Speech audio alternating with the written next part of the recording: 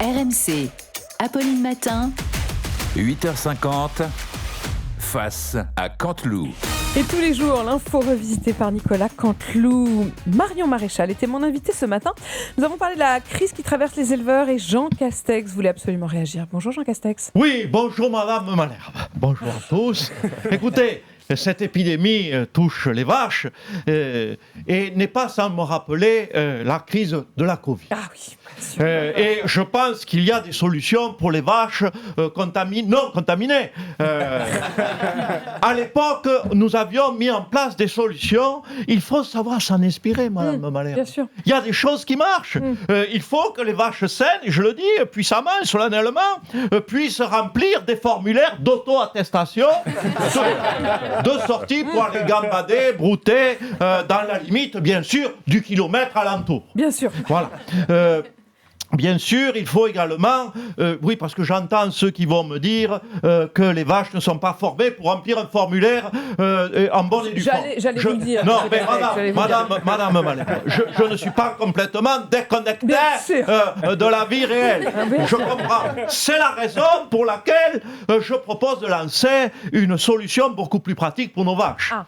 C'est d'aller sur l'application Tous Anti-Bovide. Ah, bien sûr. C'est pour éviter quoi? La propagation de la maladie? Non, écoutez, on ne peut pas tout demander aux agriculteurs. Il faut qu'à un moment donné, les vaches se responsabilisent. Ah oui. Voilà. Ce sont quand même les premières concernées. Il faut qu'elles appliquent les gestes barrières. Bien sûr. Tousser dans le coude. Manger son foin quand on passe à table sans dépasser une jauge de 6 bovins par étape, vous voyez. Et puis bien sûr se confectionner s'il le faut, se confectionner d'urgence des masques avec les moyens du bord en allant voir un tuto de ci de là, en confectionnant, trouvant du tissu, je ne sais pas moi, dans des restes de slips d'agriculteurs, de l'amour et dans le pré par exemple, parce que ça en fait du tissu. Oui, voyez. les slips d'agriculteurs. Merci Jean Castex. Ce matin, c'est Pascal Praud qui est avec nous pour les titres de l'actualité. Bonjour Pascal. Oui, bonjour Apolline, bonjour à tous. Les titres ce matin, bonjour à mon collègue Thibaut Texer, jaloux de ne pas entendre sa voix ce matin. Et les titres ce matin, c'est cette crise chez les éleveurs, on y revient avec ces abattages massifs. La ministre Annie Genevard sera ce matin sur place pour rassurer les éleveurs, mais surtout pour rassurer les gendarmes, les policiers qui encadrent ces abattages. Pas de crainte, messieurs, la dermatose nodulaire ne se transmet pas aux poulets. Brigitte Macron a porté son soutien au plan d'abattage en déclarant, je cite, « On va les liquider, ces sales cornes !» Et puis ce drame sur une plage en Australie, 16 tués, vous l'avez dit, lors d'une fête juive à Nouka, et un héros, on a vu les images, qui vient désarmer l'un des assaillants, et ce héros s'appelle Ahmed El Ahmed. Voilà, tout est dit. C'est vrai qu'on est un peu perdu, je ne sais pas comment interpréter. Tout cela est très complexe, le monde dans lequel on vit. Ben oui, non, mais si maintenant, écoutez Apolline, si maintenant les héros commencent à porter des noms de terroristes, c'est vrai que c'est confusant. Ça n'aide pas à comprendre notre société. Si encore il s'appelait juste Ahmed, mais là... Ahmed El Ahmed, voyez, il insiste, voyez. Bon, on va dire que c'est l'exception qui confirme la règle. Voilà, c'est ça, merci Pascal Praud. Allez, on reçoit Jérôme Bail, vous êtes le porte-parole des agriculteurs. C'est vous qui avez décidé de bloquer l'autoroute A64, c'est un moment difficile pour vous, hein. Effectivement, madame, la situation est compliquée. Sur place, je ne vous cache pas, en tant que porte-parole, c'est difficile. 15 interviews par jour. Heureusement, j'ai Josiane qui est mon attachée de presse qui gère ça au cordeau et ça se passe bien. Cette dermatose, elle touche un monde agricole déjà en crise depuis longtemps, hein. Effectivement, la crise agricole remonte, on s'en souvient, à janvier 24, où j'étais avec M. Attal, sur la botte de paille. Ça fait maintenant 24 mois que c'est compliqué pour nous. Moi, je dois dire, à titre personnel, 24 mois comme ça, sans caméra, sans micro... alors que je commençais à avoir ma petite notoriété, ça commençait à me manquer. C'est vrai que cette dermatose nodulaire, elle arrive à point nommé pour nous permettre de retrouver le devant de la scène. Cette exposition médiatique, c'est vrai que ça a changé ma vie. Maintenant, c'est vrai que je suis sur les réseaux sociaux. Je connais M. Marchal personnellement. J'ai trouvé une compagne. Ah oui. Oui, parce qu'il faut se rendre compte de l'évidence, madame Malherbe. Nous, dans nos exploitations, on est isolés. Il n'y a pas 36 moyens de faire des rencontres. Soit tu t'inscris à l'amour à l'entrée, soit tu bloques une autoroute. Ah oui, d'accord. Alors, c'est quoi votre message, sinon, aujourd'hui, Jérôme Bail? Mon message, je dois dire que c'est compliqué, parce que moi, je parle à mon nom, mais chacun y va de sa revendication selon ses affinités politiques, parce qu'il y a beaucoup de monde quand même sur le terrain, il y a la FNSEA, la Coordination Rurale, la Confédération Paysanne, la Congrégation des Travailleurs de la Terre, l'Association des Laboureurs de Vence-Bigorre, les représentants de la coopérative céréalière, l'amicale de la filière bovine. Même moi, je m'y pompe, je sais plus le message qu'il faut passer, tu vois.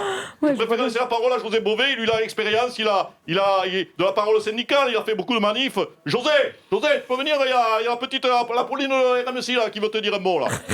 Oui, bonjour, monsieur Bové. Oui, bonjour madame de maire. Écoutez, moi en tant que représentant des confédérations paysannes et je vais gagner des abattages de troupeaux pour la mobilisation, il faut avec mon campagne de vaccination massive de tous les paysans déterminés pour avoir des exploitations aussi longtemps qu'il faudra besoin au premier de l'an.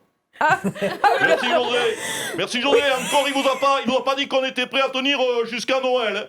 Si, ça j'ai dit, puis j'étais pas avec Guirlande du réveillon de Noël, pas premier de l'an. Ah oui, vous l'aviez dit, en fait, on l'avait pas réalisé. Merci, messieurs, en tout cas. Et on retrouve justement Alain Marchal, qui va nous faire le sommaire des grandes gueules. Eh oui, bonjour Apolline. Aujourd'hui dans le GG, nous parlerons bien sûr de cette épidémie chez les bovins avec nos spécialistes Bruno Poncet, cheminot, et Sandrine, qui est fleuriste à Cabourg, qui va nous apporter son regard sur ces mesures vétérinaires puisque sa sœur elle-même possède un chat. Ah oui. On évoquera bien sûr la lutte contre le narcotrafic à Marseille avec Jean Damien, fabricant de bijoux artisanaux en Ardèche, qui est un consommateur régulier de Doliprane, en étant bien sûr son avis sur le narcotrafic. Et puis bien sûr, on a le général Pierre de Villiers, ancien chef d'état-major, qui nous parlera bien sûr de Lou Deleuze, 11 ans, qui a gagné l'Eurovision Junior. Le général d'armée nous parlera donc de cette victoire de la France. Et puis nous parlerons de ce terrible attentat sur une plage à Sydney avec Christiane, qui est retraité, qui justement vient de passer son dimanche sur la plage de Biscarrosse. Vous l'avez compris, les meilleurs experts pour tout comprendre de l'actualité sont dans les GG. Exceptionnel.